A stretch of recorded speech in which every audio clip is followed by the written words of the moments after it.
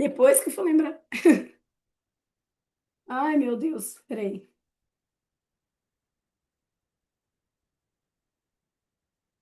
Estão me ouvindo? Ô, Gabi, ô, Duda, ô, Gabi, fala alguma coisa pra ver se esse fone tá funcionando, fazendo um favor. Boa noite, Oi, Lê. oi, oi. Aí, agora foi. Bom, então, vou compartilhar aqui com vocês que a gente vai comentar de uma forma geral sobre o exame, tá? Então, a gente já falou sobre a parte burocrática, falamos do número de questões, falamos que tem dois exames, porque às vezes as pessoas que, né, pode ser que alguém aqui não esteja ligado nisso, mas acho muito difícil, né, gente? Prova já é semana que vem. É, Então, eu coloquei aqui algumas orientações, tá, gerais sobre a prova, né? Aí, focando na parte de biologia, né? O que que eu acho que pode cair? A gente tem falado muito nos últimos anos, principalmente, né, dessa questão das zoonoses, das arboviroses, de doenças aí que podem estar relacionadas a isso. Só que, dentro do contexto da prova objetiva da UERJ, o conteúdo que mais cai é fisiologia animal, né? A parte de, né, alguma questão relacionando ou o ser humano, a fisiologia humana ou fisiologia animal como um todo, né? Então eu acho que pode ter um pouco dessa pegada, sabe? Sistema imunológico, por exemplo, qual que seria a relação entre essas zoonoses, né, com a resposta do corpo humano? Eu acho que pode cair, né? Então essas arboviroses, essas zoonoses no geral, tá? Impactos ambientais da gente, pensando assim na parte de ecologia, que a gente vai ver que é um tema que cai bastante, né? Todo ano aparece uma questão de ecologia, seja no primeiro exame, seja no exame discursivo, enfim. Ecologia, impactos ambientais, a gente tem falado muito, né, sobre microplásticos, sobre o processo de queimadas, tá? Então você tem que estar muito ligado nisso. A parte, né, de queimadas, o que que envolve, professor? Ué, se a gente está falando de Mata Atlântica, né? A gente está falando o quê? De carbono, estoque de carbono. As florestas, elas têm estoque de carbono. Inclusive, gente, hoje é o Dia Nacional da Mata Atlântica, tá? O nosso bioma, quem mora aí, né? Eu acho que todo mundo aqui mora no Sudeste. Se não tiver alguém que mora no Sudeste, mora por outro lugar que se manifeste. Mas não só no Sudeste, né? Assim, esse bioma ele compreende desde a região Sudeste até a região Sul, pegando a costa, pegando o Atlântico, né? O Oceano Atlântico. Por isso, Mata Atlântica. Então, a gente tem que ter esse conhecimento, sabe? Da ecologia ligado aos impactos ambientais. Já caíram questões relacionando isso, né? A gente teve uma questão, por exemplo, do sapo, como que a radiação ultravioleta ela afetava, né? Esses animais, porque eles respiram pela pele, né? Então a gente tem esse impacto, tá? Que é direto. Então eu tô fazendo aqui um comentário geral. Depois eu vou organizar isso de uma forma para não ficar embolado para vocês. É, Aí, o que que eu fiz aqui? Eu organizei para vocês o edital. Eu peguei o edital e organizei, tá? Então, por exemplo, em biologia, professora, em biologia, lá no edital eu não entendi. Tá base bioquímica da vida junto com química. É isso mesmo. Só que você tem que saber a função de todos os compostos orgânicos, né? Então, tipo assim, a parte de carboidrato. Onde que você encontra carboidrato na célula? Glicocálix, né? Proteína, transporte, né, ali através da membrana. Observa, gente, que as coisas não são isoladas. Elas são sempre integradas a outros conteúdos. Então, quando você estuda biologia, a biologia é uma das ciências mais completas que existe, né? A gente estuda tudo praticamente, né? Então, quando você estuda biologia, quando você foca só em uma coisa, não dá certo. Você tem que ver a função. Qual que é a aplicação de proteínas? Proteína você encontra na membrana, proteína você encontra como hormônio, você encontra enquanto, né, é, papel ali de transporte, lipídios. Para que serve gordura na pele? Função de proteção térmica, né? Função endócrina. Então, observa que essa parte química, que é o eixo um constituintes, constituintes fundamentais da matéria, relaciona não só a parte de, de biologia em si, né? Ela também tem ali uma base química, que é por isso que vocês têm que estudar química também, tá? Inclusive, teve uma aluna que me perguntou isso, eu não sei se ela tá aqui hoje. Falou assim, professora, a sua aula serve para quem vai tentar direito? Gente, independentemente do curso que você vai fazer, o exame de qualificação, ele serve para te qualificar. O próprio nome já diz. Você não escolhe curso agora. Você vai escolher curso lá no exame discursivo. Tanto é que você tem que estudar tudo, não é verdade? Até coisa que você não gosta, como matemática, né? Como física. Então, lá no exame discursivo, que é em dezembro, você vai optar. Quero medicina, quero direito, quero engenharia, sei lá, né? Você vai escolher o seu curso e, dependendo do seu curso, você vai ter a prova discursiva com base no seu curso. Mas esse exame de qualificação, você não tem como pular dele. Não tem como você passar por ele sem estudar todas as matérias, tá? Então, sim, esse aulão serve para todas as matérias, para todos os cursos que você quiser tentar. Beleza? Então, quando a gente fala, né, desse papel bioquímico, até coloquei aqui, ó, papel biológico dessas moléculas, tá? Então, a gente tem que entender as funções. Aí, seguindo aqui, ó,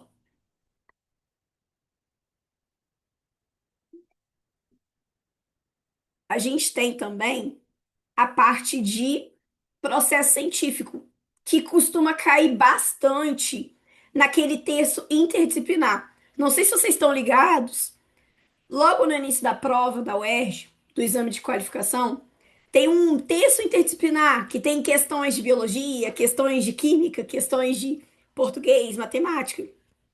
O único texto, eles fazem perguntas sobre um monte de coisa, né? São as questões interdisciplinares. Então, geralmente, essa parte aqui está integrada dentro dessas questões interdisciplinares. Por exemplo, interpretação de gráficos, tabelas, algum experimento, né? Então, geralmente pode vir interdisciplinar, beleza? Aí nós temos também aqui depois, né, no eixo 3 substâncias e suas transformações, tá? Que seria a parte de respiração celular voltada para biologia, metabolismo energético. Professora, metabolismo energético, a gente estuda indiretamente em biologia celular? Sim, a gente estuda. Quando a gente fala de mitocôndria e cloroplasto, né? Então, ou quando a gente fala de citoplasma, fermentação. Então, indiretamente, lá no top 5 que a gente vai ver, ó, vou pular logo pro top 5 aqui, ó, o que que a gente mais tem de recorrente? Histologia e fisiologia animal, metabolismo energético, biologia celular, genética, ecologia. Professora, metabolismo não tá aqui. Devo me preocupar? Então, gente, ele não tá aqui no exame de qualificação. Mas no exame discursivo, ai de você se você for para a prova sem saber fotossíntese. Não tem como, tá? Então, assim, vamos por partes, né?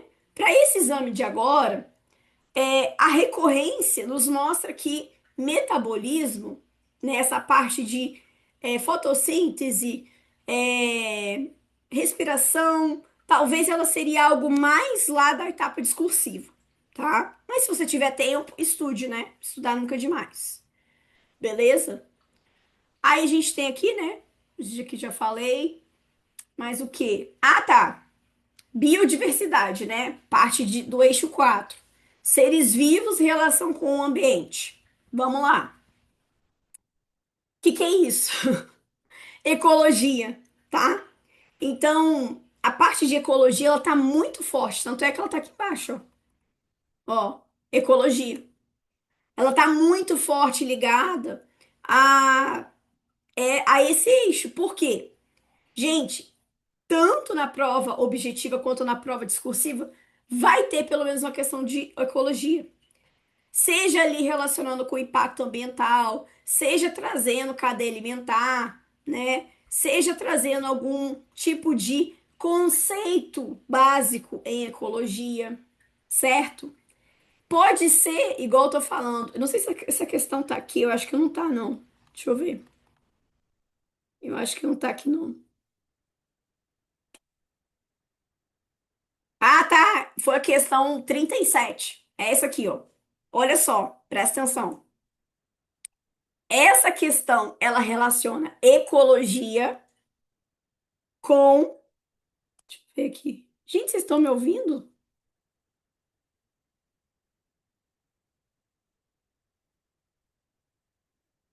Ai, que susto! Porque do nada esse trem aqui. Ah, agora voltou. Porque fica aparecendo pra mim uma barrinha verde do som. Achei que eu tivesse muda. Que susto! Ó, essa questão aqui do primeiro exame de qualificação do ano passado é um exemplo muito bom que eu falei sobre interdisciplinaridade. Olha só, é uma questão que envolve ecologia e fisiologia animal. Professora, por que ecologia? Ué, olha aqui, ó. Atividade humana provoca a redução da camada de ozônio e leva à extinção de várias espécies de anfíbios. Isso é ecologia, gente. Se você sabe que essa camada de ozônio, ela tem a função de reter radiação ultravioleta para não danificar a nossa pele, essa radiação que vem do sol, ela é necessária para que a gente tenha aquecimento na Terra. Porque senão a gente morre, né? Não tem como, tá? E aí parte desse calor, né, ele é retido. Só que se você não tem essa camada de ozônio, retendo alguns raios que são danosos, você tem a danificação da pele. E esses animais, a gente sabe que eles respiram pela pele, né? Então, os anfíbios, eles são sensíveis por quê a essa alteração? Porque, pô, vai estar alterando a pele. Eles precisam da pele para respirar.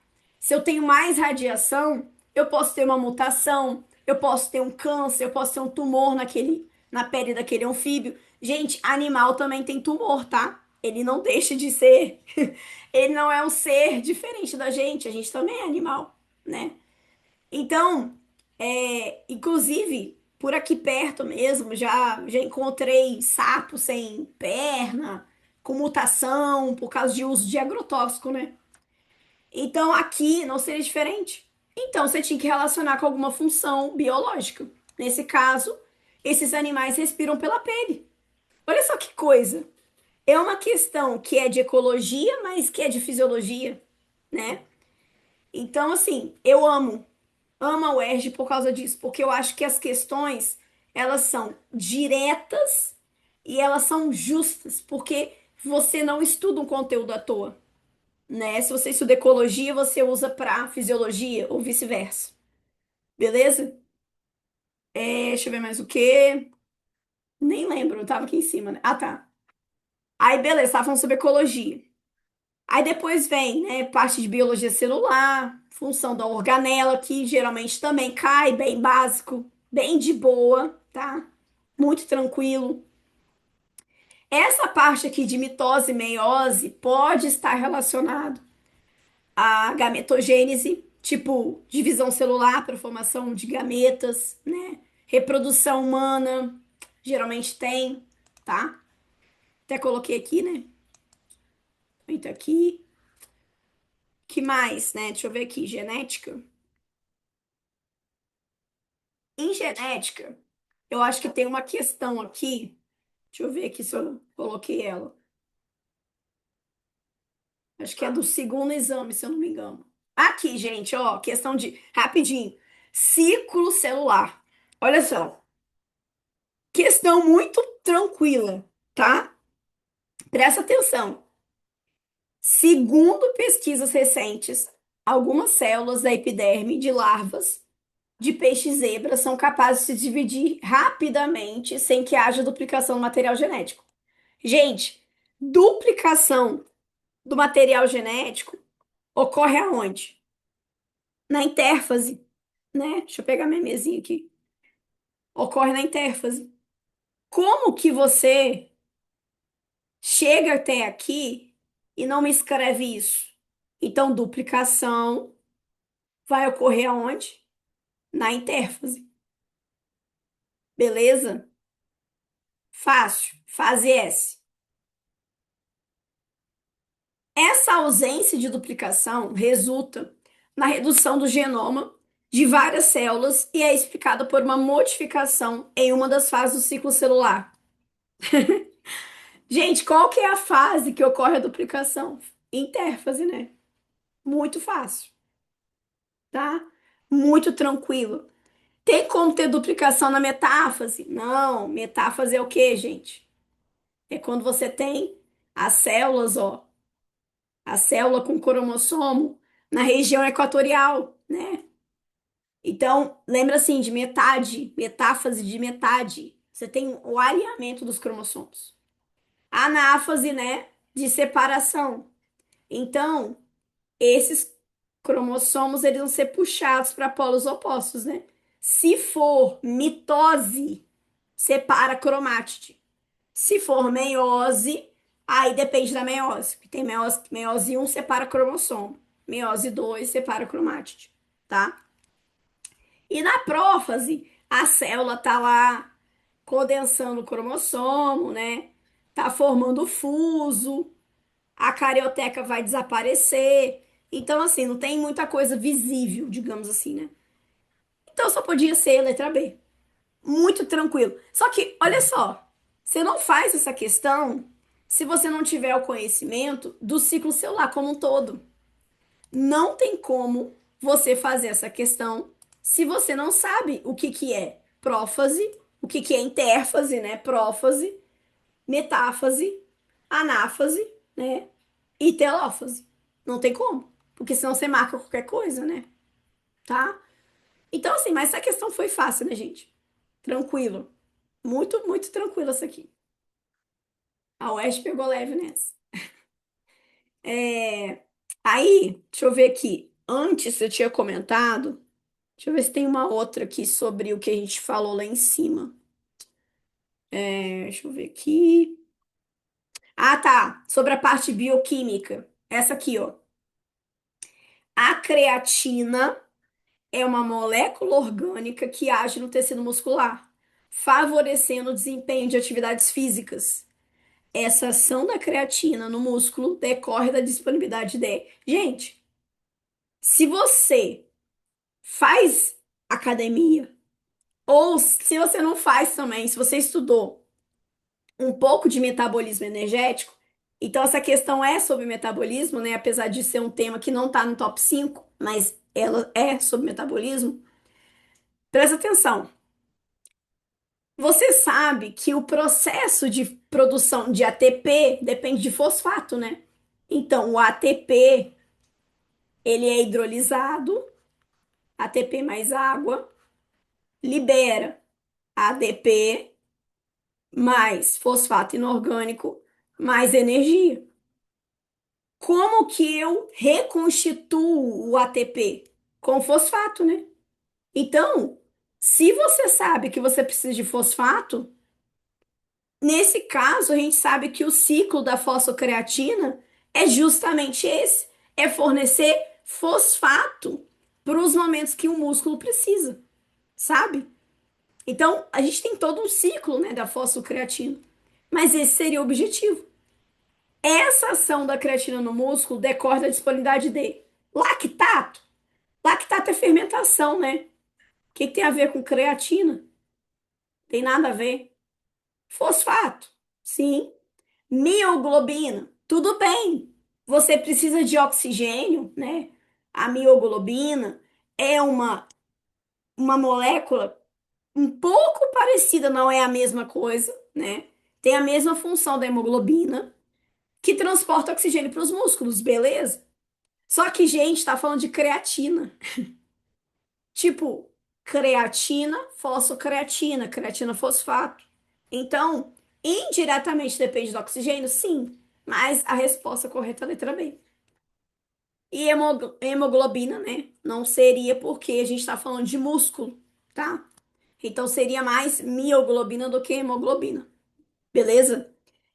Observa que a questão ela te dá indícios do que seria correto ou não. Só que nesse caso aqui é uma questão de metabolismo, né? É que não tá no top 5, mas que caiu, tá? Gente, vocês querem perguntar alguma coisa, vocês querem falar alguma coisa, pode ficar à vontade, tá? Tipo, se quiser comentar sobre a questão, tirar alguma dúvida. Eu tô assim, fazendo uma revisão geral dos conteúdos mais recorrentes e comentando das provas do ano passado, né? Mas assim, se vocês quiserem falar, pode ficar à vontade, tá bom? Beleza, Gabriel? Gabriel, você aqui de novo? Eu tava vendo a gravação do ano passado, aí eu vi sua foto lá. Aí eu lembrei de você. Deixa eu abrir aqui. Peraí, a gente estava aqui em cima, deixa eu ver se tem outra questão aqui que a gente vai comentar, ó. Essa aqui depois eu volto, essa que a gente comentou, essa aqui também, essa também, peraí. Ah, tá, peraí. Depois eu chego nas questões polêmicas aqui, vamos falar sobre essa aqui, ó. Muito de boa, muito tranquila, olha só, gente. Olha essa questão. Se Deus quiser, né, Gabriel? Último ano, Deus proverá, né? Amém. Ó. Um exemplo de processo que não obedece às relações lineares simples é observado na fermentação alcoólica. Gente, fermentação alcoólica produz o quê? Etanol, né? E ela, nesse caso, ela ocorre depois da glicólise, né? Então, todas as fermentações, qual que é a diferença de glicólise para fermentação? Glicólise é simplesmente, ó, C6H12O6, sendo uma oxidação parcial, uma oxidação parcial. Eita, peraí.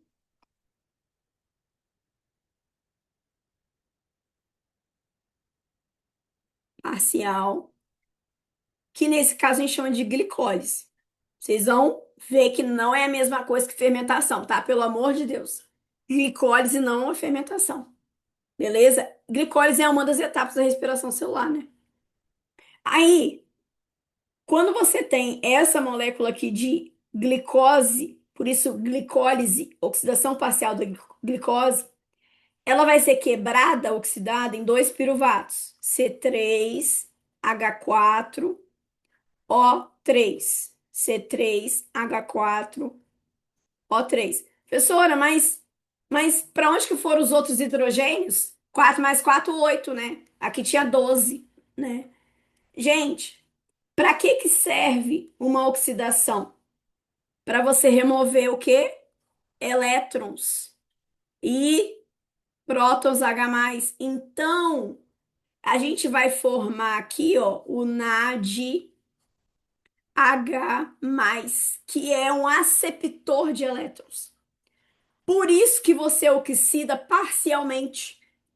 Por que parcialmente e não completo? Por que que não é certo eu falar que teve uma quebra da glicose? Porque não teve. Teve uma oxidação parcial. Você só vai oxidar de forma completa no ciclo de Krebs, que é quando você vai pegar o que sobrou da glicose aqui, ó, e vai formar o acetil-CoA, tá? Mas foca aqui na glicólise. Professora, tem oxigênio? Não, não tem oxigênio. Então eu vou fazer fermentação, tá? Não tem. Se não tem, esse piruvato aqui, ó, ele vai seguir para o processo fermentativo. Entendeu? Então, não é certo falar que oxidação, glicólise é a mesma coisa que fermentação, porque não é, tá? Na verdade, na ausência de oxigênio, ó, sem oxigênio, vai ter fermentação, entendeu? Então, esse piruvato, se for uma célula eucariótica, né, gente? Porque, tipo assim, nós, por exemplo, a gente tem mitocôndria, a gente tem núcleo, a gente tem as organelas, mas se fosse uma bactéria, por exemplo, né?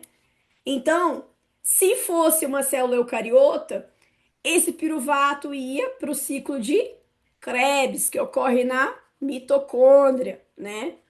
E depois ia para a próxima etapa da mitocôndria, que é a cadeia respiratória. Mas como a gente está falando de fermentação, sem oxigênio disponível, ali no citoplasma mesmo, citoplasma, a gente vai ter uma fermentação. Só que essa fermentação a gente não faz. A gente não faz fermentação alcoólica, tá? A gente faz fermentação lática, pelo amor de Deus.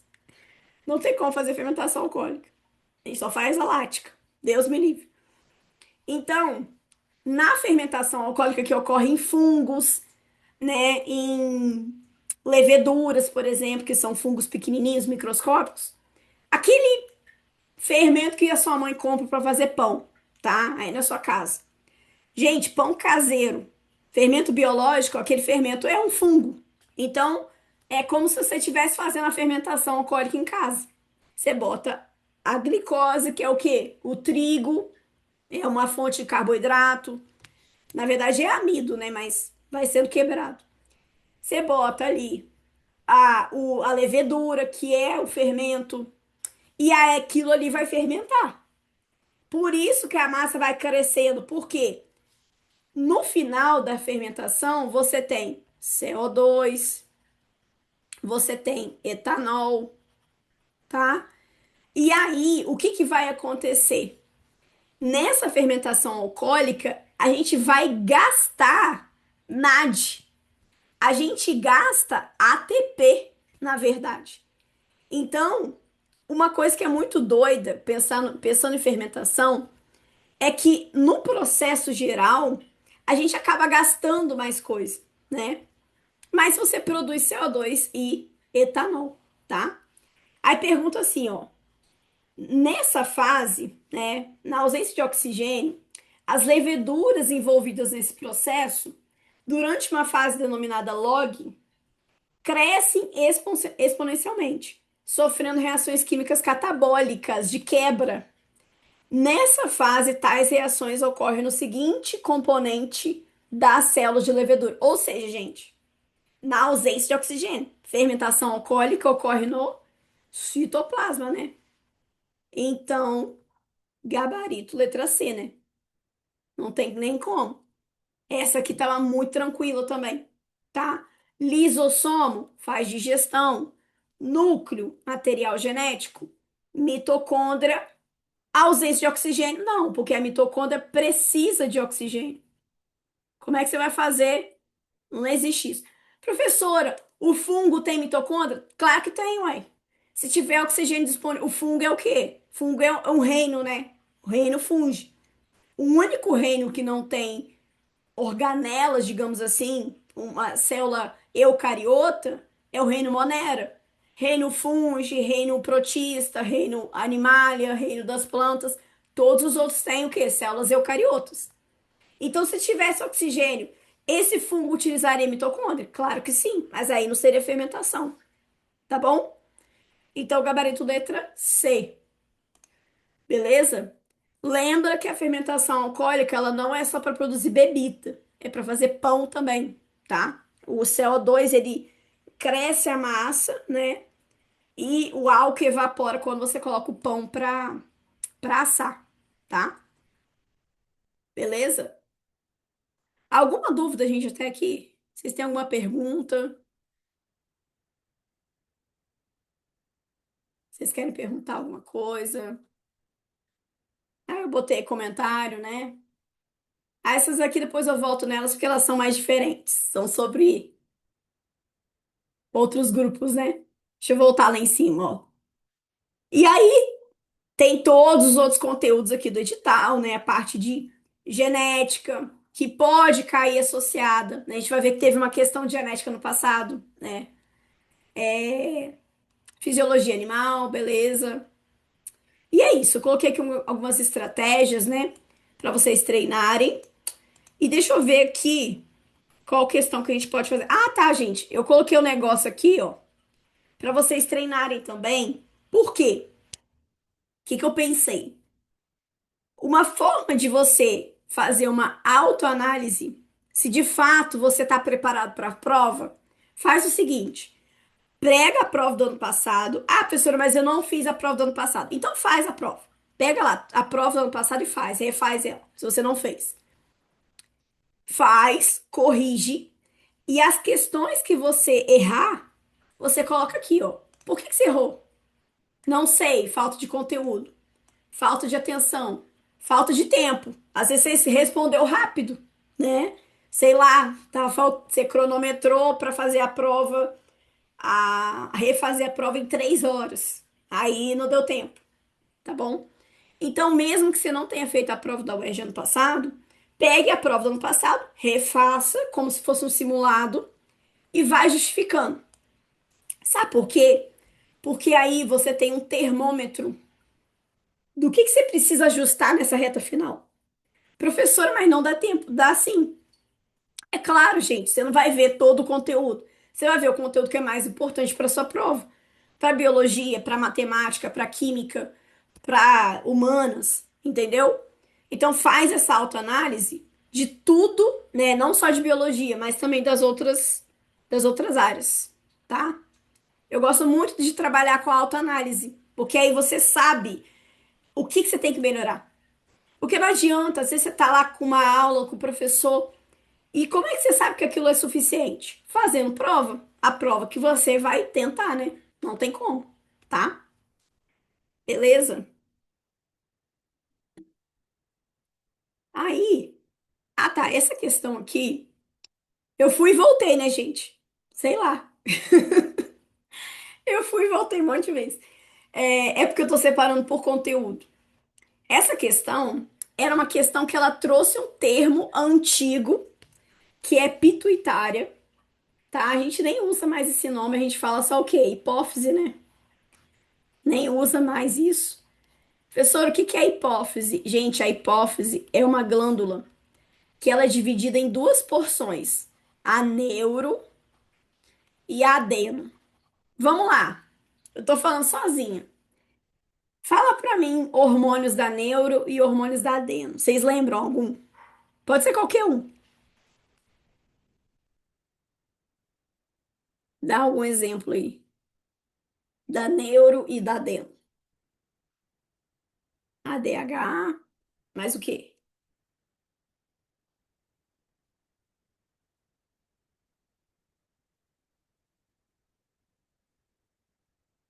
E da adeno hipófise.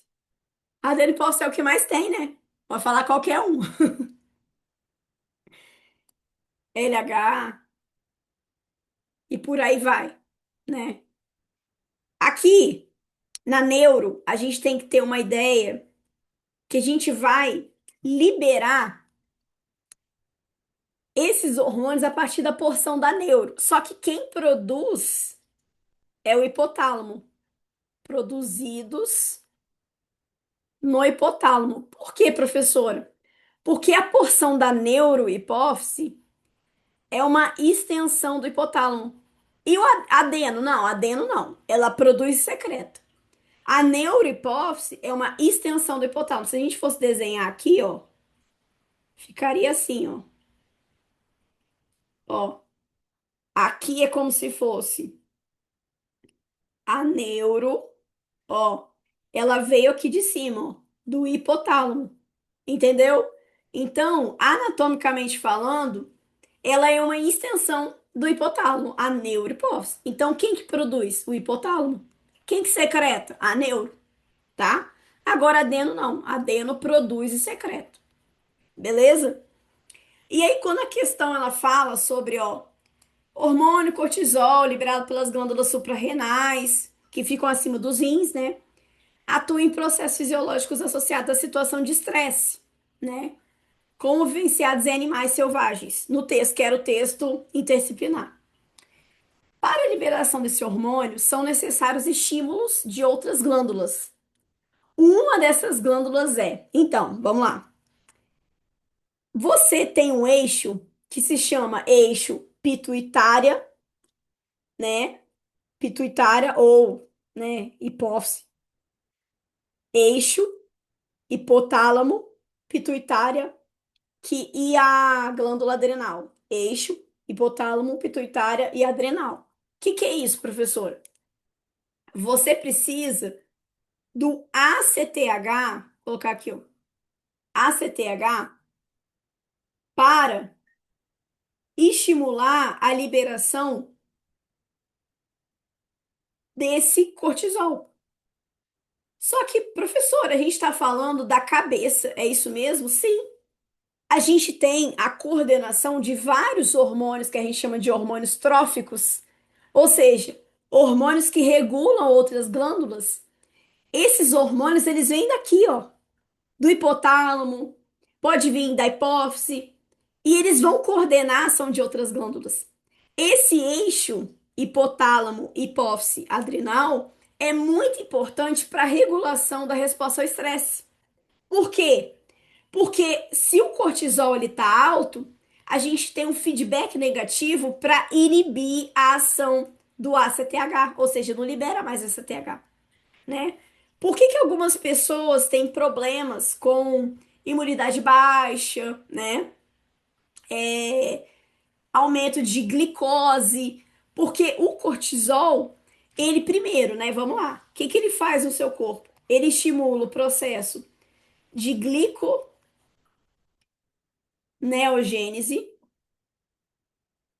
Ele vai estimular também o processo de supressão da imunidade, ou seja, a gente vai ter uma baixa, né, é, permeabilidade dos capilares. Isso permite que, isso impede que as células de defesa vão até o local, né, para ter o ataque, tá?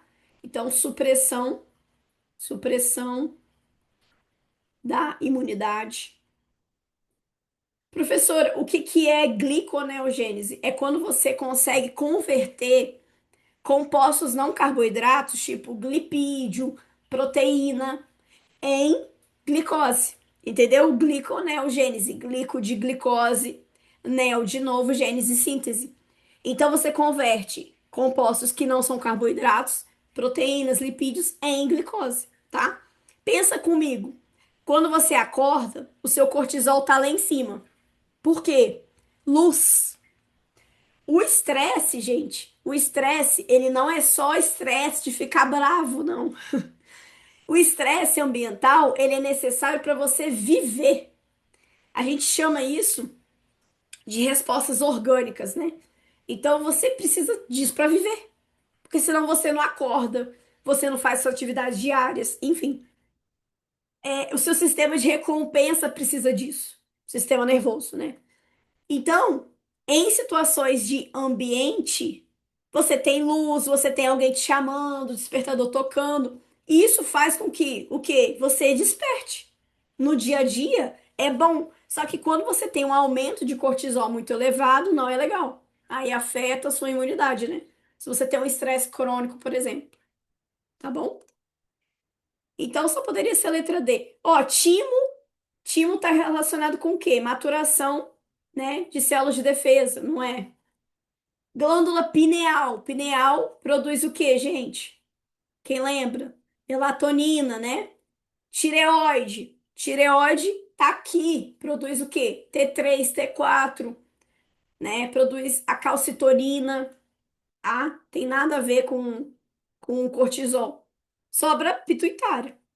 Então, gabarito letra D de dado. Beleza?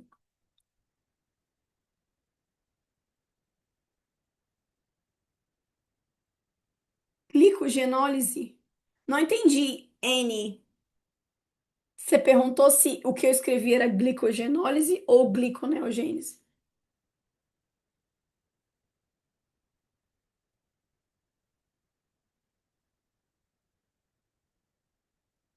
tá. Tá. Glicogenólise é quando a gente tem a oxidação de glicogênio. Então você vai pegar aquele glicogênio que a gente tem uma baixa porcentagem armazenada, tá? Vocês sabem disso, né, gente? A primeira reserva que vai embora quando você fica em jejum é o quê? De glicogênio. Por quê? Porque o carboidrato, ele é um hidrato de carbono. Ou seja, ele precisa de muita água no meio para ele ser armazenado. E aí, a gente teria que ter 3 vezes o nosso tamanho para armazenar tamanha quantidade de glicose ou de glicogênio. Por isso que a gente tem o quê? Gordura no tecido adiposo, proteína no músculo, né? Mas, de fato, o carboidrato, a porcentagem que a gente tem armazenada é baixa. Então, glicogenólise é o processo de oxidação, quebra do glicogênio, tá bom? Glicogenólise, gliconeogênese, os nomes são parecidos. Glicólise. Isso aí, isso. Aí, no caso, né, a gente vai ter a parte da glândula adrenal. No caso dos hormônios, né, relacionados é porque tem uma outra resposta ao estresse que envolve, por exemplo, a adrenalina. Quando você libera adrenalina pela glândula adrenal, que é a suprarrenal também, a adrenalina faz glicogenólise. Glicogenólise, isso aí. Por quê? Porque em momento de necessidade, se dois caras numa moto vêm para te assaltar, você tem que ter ATP, energia, né? Então, você sai correndo, ué. Então, glicogenólise, nesse caso, seria o quê? Adrenalina, né? Pela adrenal, tá? Beleza? Deixa eu ver mais o que aqui. Acho que só.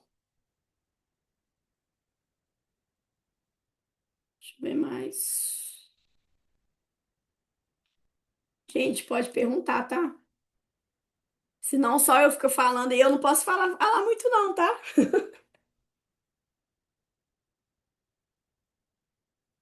Eu falei que eu ia falar baixo, mas eu não consigo. Impressionante. Isso aqui a gente já viu. Isso aqui também, isso aqui também. Beleza. Ah, gente, essa questão aqui foi muito legal. Eu adorei. O que que acontece? Grande parte das frutas que a gente come no dia a dia, elas são produzidas a partir de reprodução assexuada. Ué, professor, como assim? Exatamente. Geralmente você pode fazer estaquia, né? Você pode fazer vários tipos de reprodução assexuada que não envolve troca de gameta, tipo semente, entendeu? Então você faz propagação vegetativa, sabe? De várias frutas que a gente tem, banana, por exemplo, esse limão aí que é o limão Tahiti. Esse limão, ele não tem semente. Se ele não tem semente, como é que ele se reproduz? Ele vai se reproduzir por via sexuada, né? Então não troca gameta, tá? E aí, o que que acontece? Ele é o resultado do cruzamento entre duas espécies. Uma espécie é a Citrus limon e a outra é Citrus aurantifolia. Gente, gênero igual, epíteto específico diferente, né? Ó, aurantifolia, limon. O gênero é o mesmo. Ué, mas é duas espécies diferentes. Isso aqui é um híbrido. A gente sabe que os híbridos, eles geralmente têm um número de cromossomos adoidado. Geralmente os híbridos, eles têm cromossomos ímpares, o que impede uma reprodução sexuada, a formação de gametas. Por isso que ele não tem sementes, né? Então, provavelmente, ele tem um número de cromossomos alterado.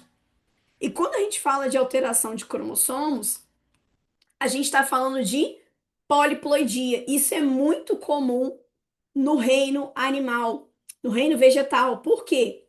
Porque nesse caso, né,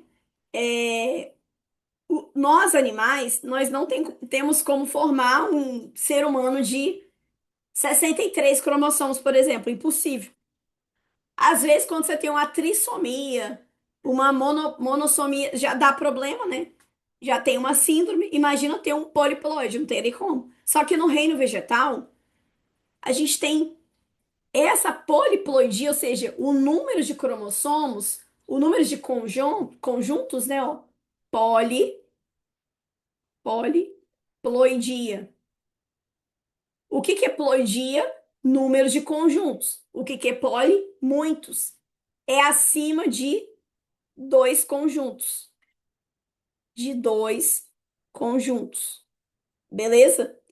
Quando você tem acima de dois conjuntos cromossômicos, ou seja, a espécie tem que ser o quê? 3N, 4N, 5N, triploide, tetraploide, pentaploide, por aí vai, né? A espécie que eu trabalhei no meu mestrado era uma espécie dodecaploide. Ela era assim, ó, 12N. Ela tinha 12 conjuntos de cromossomos. Pensa como é que fica a meiose. Fica uma doideira, né? Então é muito comum as plantas serem poliploides. Isso é bom para elas se manterem no ambiente. Isso pode dar um fruto maior. Isso pode configurar a elas um vigor, que a gente chama de vigor híbrido, né? Uma adaptação ambiental melhor, tá? Então, nesse caso, né, a ausência de sementes, ela pode ser explicada por dificuldades no pareamento adequado de cromossomos, porque tem muito cromossomos. É uma espécie poliploide, né? Todas as outras alternativas, se vocês forem olhar, não tinha nada a ver com o que foi falado no texto, ó. Reprodução assexuada. Não, na verdade, ela faz reprodução assexuada, né? Então não é isso, tá? A ausência de sementes, ela tá ligada a um processo que não envolve a reprodução sexuada, né? Então você tinha que achar alguma alternativa ligada a isso. Formação acelerada de endosperma diploide tem nada a ver. O que que é endosperma? É a reserva nutritiva da semente. Tipo, né? Tem nada a ver. O texto nem falou isso. Desenvolvimento hipertrófico do ovário, ou seja, o ovário ele fica acima da flor, aonde deveria ser. Só que, tipo assim, o texto também não falou isso. Falou de quê? Híbrido. Híbrido geralmente tem um cromossomo diferente, um número de cromossomos. Então, só poderia ser um poliploide, tá? Gabarito letra D. Beleza? Tranquila essa. Eu gostei dessa questão. Deixa eu ver se aqui a gente já fez. Tem uma aqui, gente, que eu queria comentar. A que foi anulada, né? A que foi anulada, a do vagalume. Não sei se vocês lembram dessa questão. A questão do vagalume que foi anulado no passado.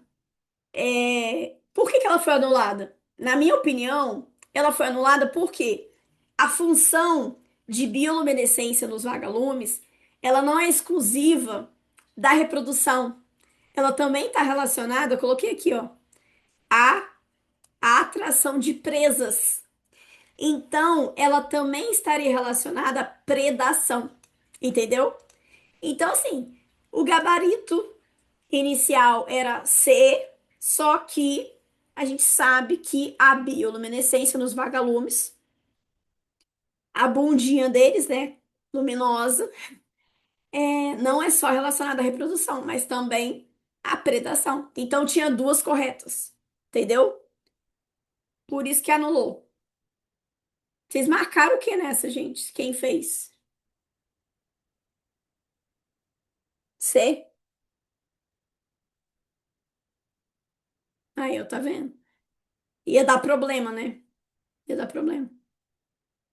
Pois é, foi anulado. Deu um bafafá danado essa questão, né?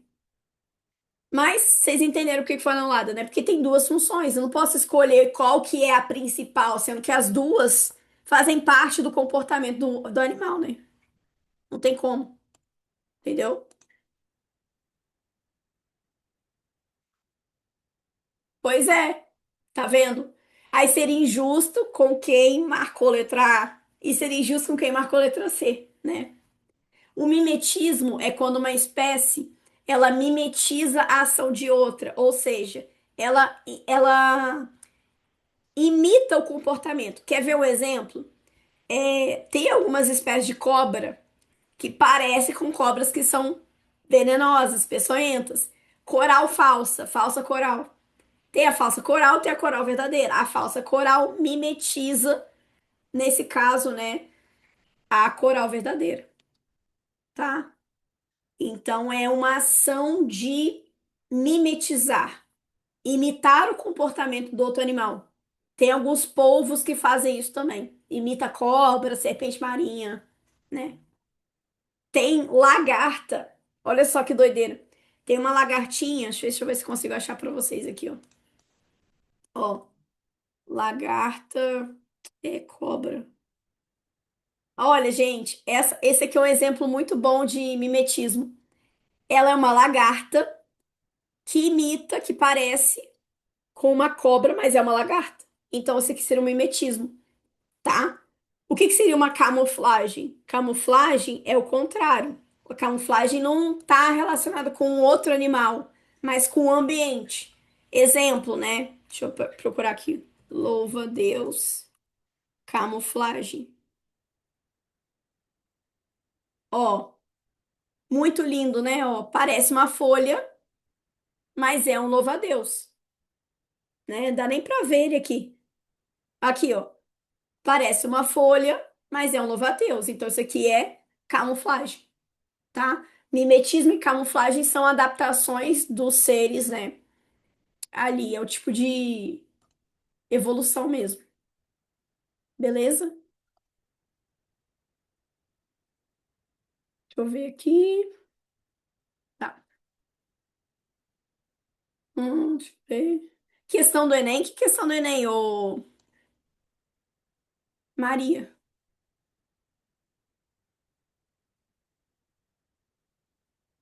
Foi anulada que você tá falando?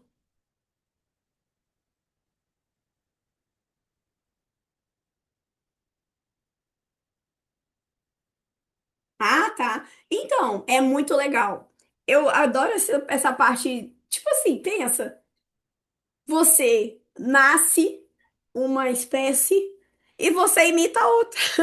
Você quer dizer, não é que você imita, você se parece com a outra. E por causa dessa característica você sobrevive. Então isso está ligado à seleção natural, né? Não é que você imita, mas você tem características que te colocam como que apta a sobreviver naquele meio. E aí, isso é bom, né?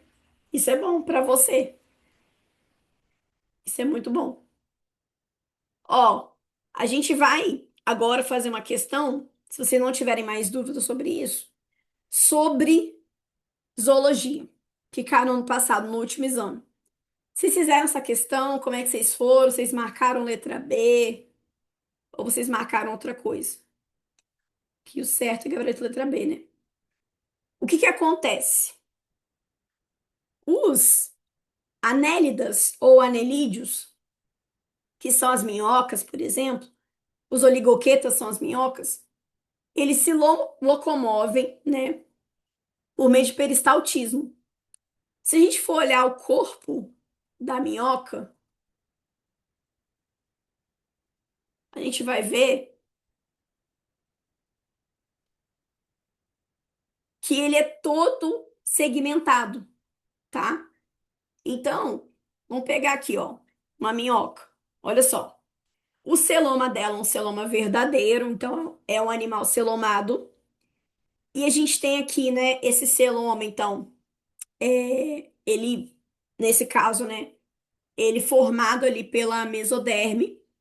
E ele é um líquido. A gente tem um líquido celomático que preenche esse espaço, que é o celoma.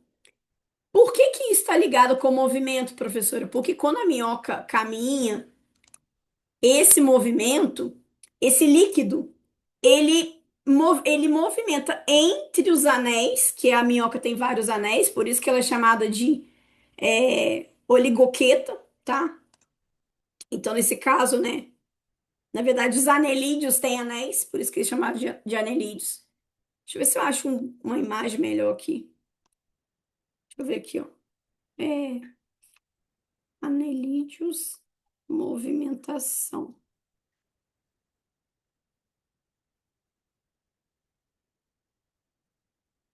sei se vai aparecer. Ver se essa imagem tá boa. Ó, aqui tem os segmentos, né? Então tem vários anéis. Aí aqui tem um líquido. E esse líquido, ele vai movimentando. O peristaltismo, a gente sabe que ele é um movimento involuntário, né? Então a peristalse e o peristaltismo são movimentos involuntários da musculatura lisa.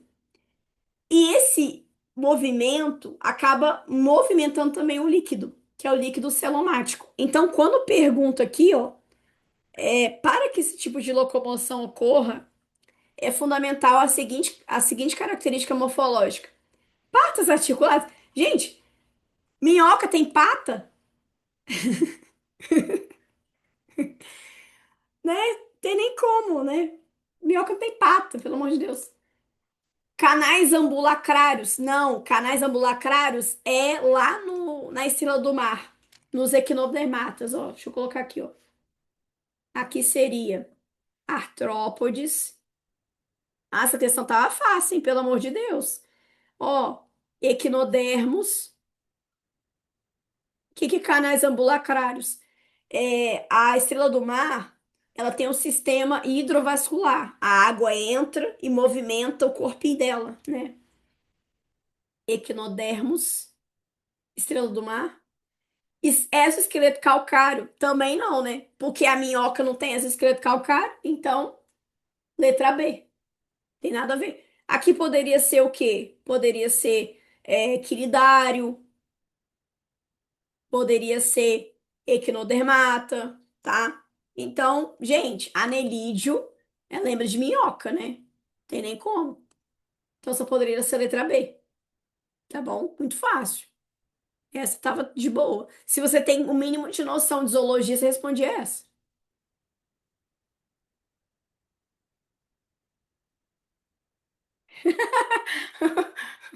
Por quê, gente? Isso aí, Gabriel, só cerdas. Isso aí. Isso aí. Exatamente, né? Quetas, né? Se a gente for olhar aqui na imagem, ó, ela tem algumas cerdinhas, né? Que fazem, que auxiliam na locomoção, tá? Gente, mas o que vocês têm contra zoologia? É igual botânica, eu não entendo vocês. Que isso? Peraí. Então, essa é a letra B de bola. Deixa eu passar aqui. Vamos para a próxima, ó. Essa questão aqui é uma questão muito de boa, mas você tinha que ter uma malandragem aqui para poder multiplicar depois no final, tá? Por quê? Ó, é uma questão de genética. Fala assim: admita que determinada doença hereditária autossômica pode apresentar duas formas distintas. Uma causada pelo gene dominante A e a outra causada pelo gene recessivo B, Bzinho, né? Estando cada gene localizado em cromossomos distintos. Sendo um casal duplamente heterozigoto para esses dois genes, a probabilidade de seus filhos apresentarem as duas formas da doença vamos lá. Primeira coisa, o que que é uma herança autossômica? É aquela que afeta independentemente do sexo. Então ocorre em homens e mulheres. Não é ligado ao sexo, tá? E aí, essa doença, ela pode ser causada pelo gene dominante azão ou ser causada pelo gene recessivo Bzinho. Ou seja, a pessoa, ela tem que ser azão, azão, Bzão, Bzinho, tem a doença, doente. Mas ela também poderia ser azinhazinho, Bzim, Bzim, e ela também seria doente. Por quê? Porque basta ter um alelo dominante A ou Bzim, Bzim, dose dupla para ter a doença. Entendeu? Então, o que que você tinha que fazer nessa questão? Fazer isso aqui, ó. Primeira coisa é organizar. Questão de genética, você nunca faz uma questão de genética sem organizar a questão. Vamos lá, ó.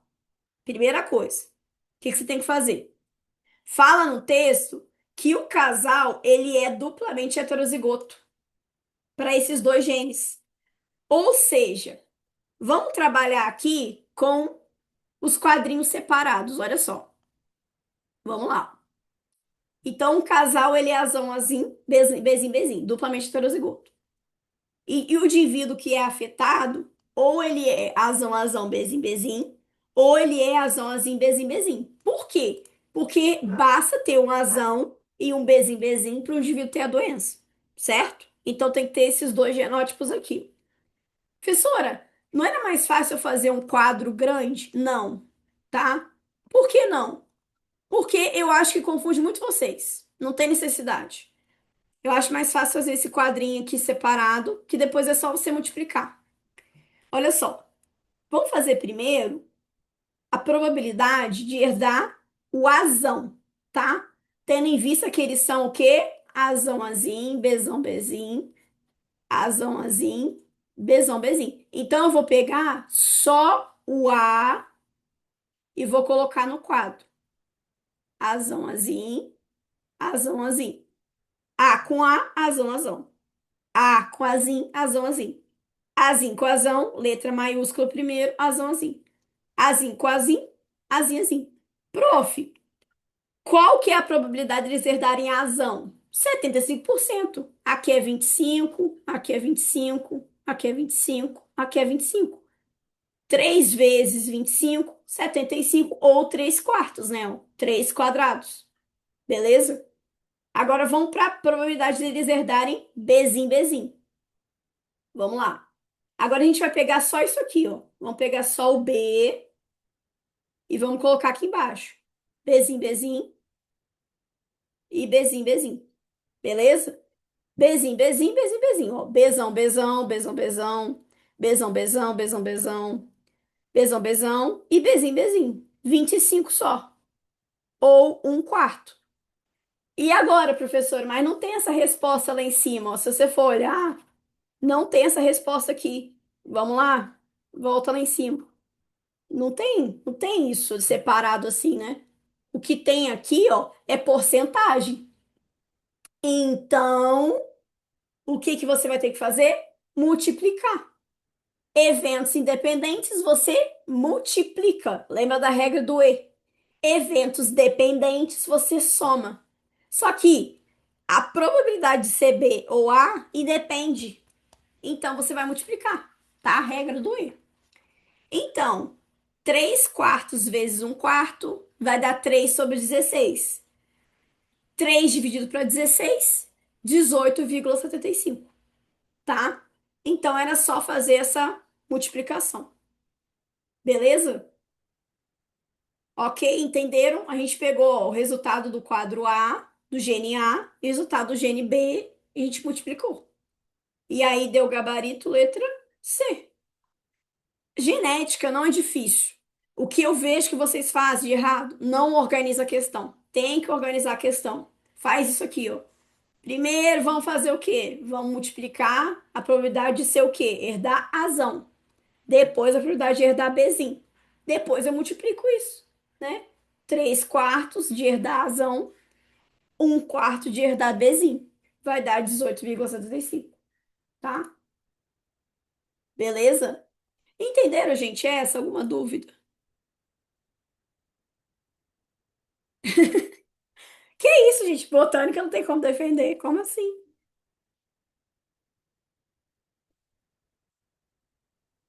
Que isso, Gabriel? Gabriel puxa a sua orelha. Não fala mal das plantas. Vocês entenderam essa de genética? Vocês querem perguntar alguma coisa? Alguma dúvida?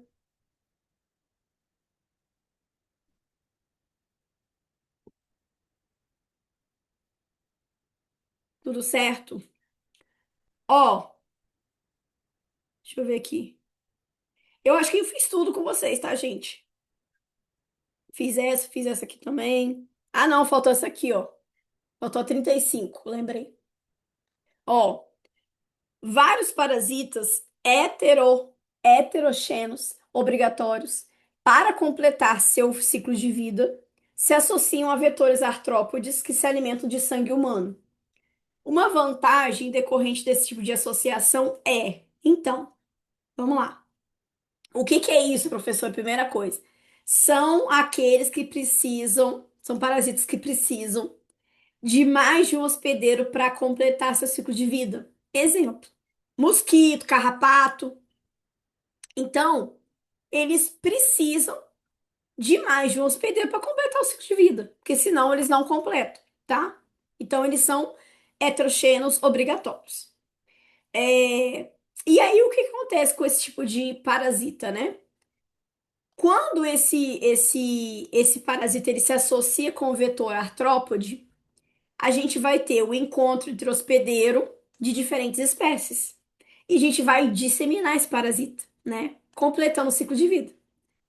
Os vetores, eles vão ser como se fossem mediadores entre esses parasitas. E aí esse parasita continua perpetuando a espécie dele, né? Então, nesse caso, uma vantagem desse tipo de relação é que você tem um encontro entre hospedeiros, né? Então, nesse caso, né, seria gabarito letra B, tá? B de bola. Transmissão por ovos? Não. Formação de cistos? Não. Hipertrofia de órgãos? Também não. As alternativas não tinha nada a ver, né, também. Tinha nada a ver isso aqui, né? Então, nesse caso, a gente acaba tendo a disseminação de um indivíduo para outro, né? O que garante para o parasita é ótimo, né, gente? O parasita vai ser perfeito, tá? Então, gabarito letra B, beleza? Esses hospedeiros seriam os vetores artrópodes? Isso, isso aí, isso aí. Por quê? Os mosquitos, os mosquitos, eles acabam se contaminando entre si. Quando um mosquito pica um animal, você tem a transmissão né, é, de um patógeno para uma outra espécie. Então, seria, nesse caso, né, o mosquito. Os artrópodes, né? Os vetores artrópodes, tá? Aí, o que que a gente tem que lembrar que é legal nisso?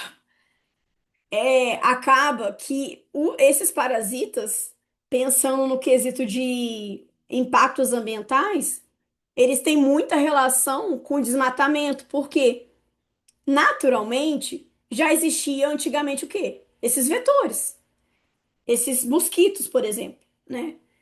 Só que esses mosquitos, dentro de um ecossistema fechado, dentro de uma mata, de uma população selvagem isolada, ali poderia ter doença? Poderia ter alguma doença entre os animais daquela mata. Só que, quando você desmata, você faz o processo de desmatamento, você acaba tirando aquele hábito daquele mosquito e trazendo ele para o meio urbano. E aí a gente tem o que? As zoonoses, né?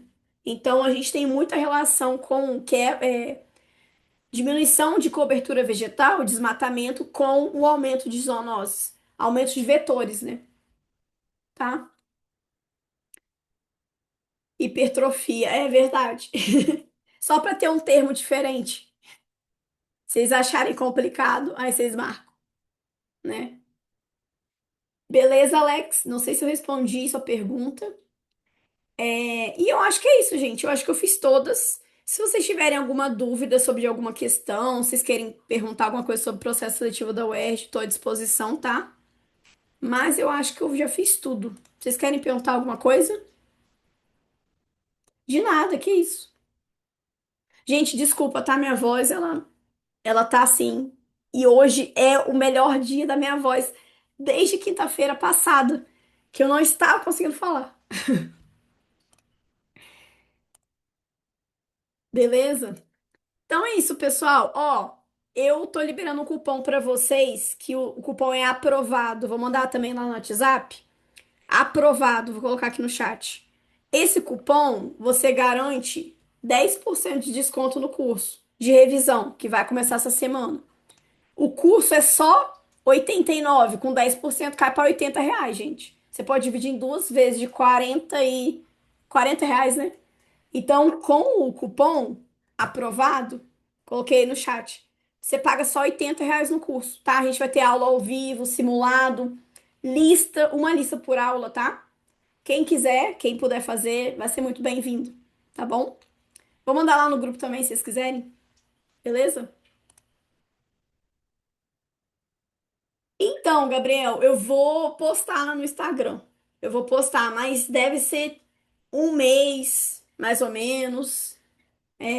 Segunda fase que você fala é o quê? É o segundo exame ou o discursivo? Você está pensando? Falando, O discursivo, né? Então, o discursivo, a gente já deve começar bem antes, tá? Eu te aviso. Eu aviso no Instagram. Se vocês quiserem, gente, tudo que tiver coisa de aula, vê no Instagram que eu posto lá, tá? Mas eu te mando mensagem, tá, Gabriel? Te mando mensagem. Beleza? Ó, mandei o cupom aí, aprovado, 10% de desconto. Show? Boa noite, pessoal. Beijo. Obrigado pela presença.